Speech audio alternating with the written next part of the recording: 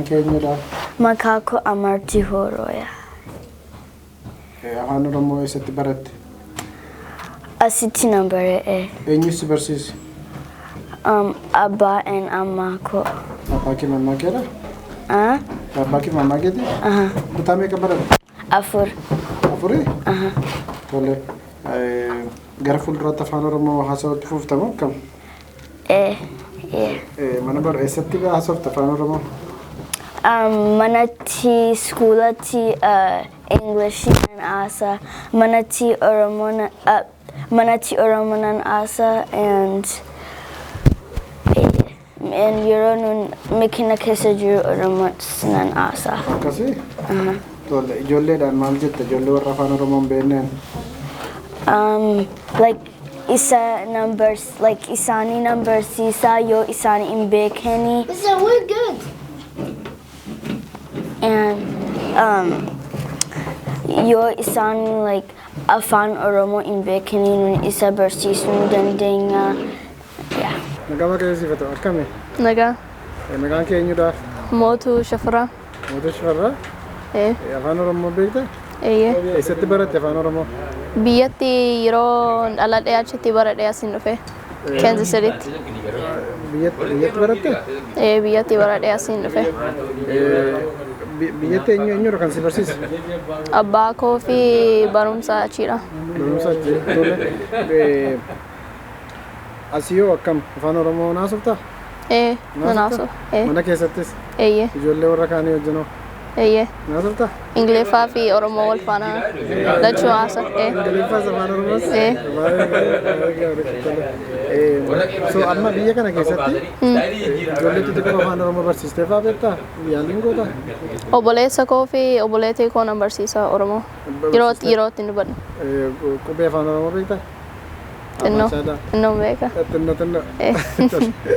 Tole beeka. Guddaa galatoomii? As waldaan kee waldaa kana?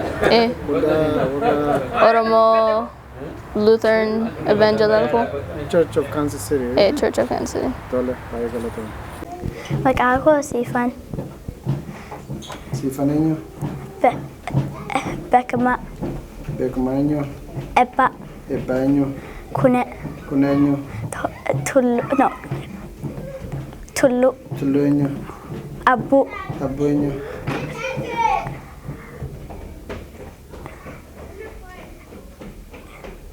Doyo. Doyo eenyu? Gargees. Gargees. Kanuma? Okay. Afaan Oromoo eenyu si barsiise? Ammaa koo. Abbaa kee mammaa keedha? Eessatti? Kunoo. Manatti moo eessatti si barsiise? Manatti. Manatti barsiisanii? Tole. Kana booda hin irraanfattu miti? Hin irraanfattu. Maqaan keenyudha? Oliite. Oliitan eenyu? Taarikeen. Afaan Oromoo beektaa? Eenyu si barsiise? Abbaa koo. Abbaa kee moo mammaan kee hoo? Abbaa koo. Abbaa koo hin beekaa baay'ee. Mammaan kee beektu? Xinnoo. Xinnoo. Afaan lama haasofte jechaadha. Afaan Oromoo fi afaan Ingiliffaa. Tole. Gara fuulduraatti hin bartaa baay'istee? Eeyyee. Tole. Maqaan koo Kakuu Kaasaa jedhama. Gaafa ji'a 3 as dhufee afaan Oromoo asumatti barate.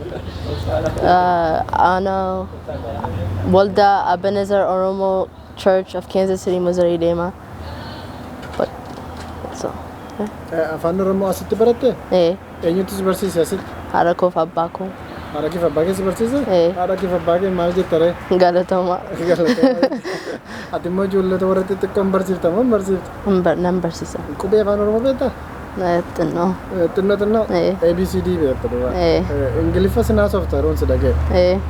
Ingiliffa eessatti barte? Asumatti. Asumatti Ingiliffa barte? Ji'a meeqa erga dhuftee? 14. Ji'a 14 moo waggaa 14? Waggaa 14. Waggaa 14? Tole waggaa 14. So asumatti afaan Oromoo barattee amma kana afaan Oromoo haasofte? Tole mana keessatti afaan Oromoo gargaaramtu? Tole. Galatoome baay'ee. Maqaan keenyudha? Ebbaa. Ebbaa eenyu? Biraanuu. Biraanuu eenyu? Abarraa. Abarraa eenyu? Tarfaa. Tarfaa eenyu? Rigituu. Rigituu eenyu? Girmoosaa. Girmoosaa eenyu? Gennoo. Gennoo eenyu? Bamsa. Bamsa eenyu? Daimo. Daa'imoo eenyu? Herer. Herere eenyu? Dale. Daallee eenyu? That's Kanuma? it, yeah. Oh, galatoomii.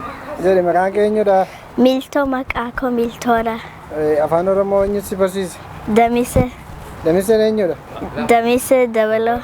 Abbaa keeti Damiseen? Eye. Harmeen kee hoo? Tigist. Akkasii? Eye. Afaan Oromoo beekta kaamma? Eye. Ijoollee warra afaan Oromoo hin beekne maal jettaan? Baba kefi mama kefi gafa u isamo si habarsisu.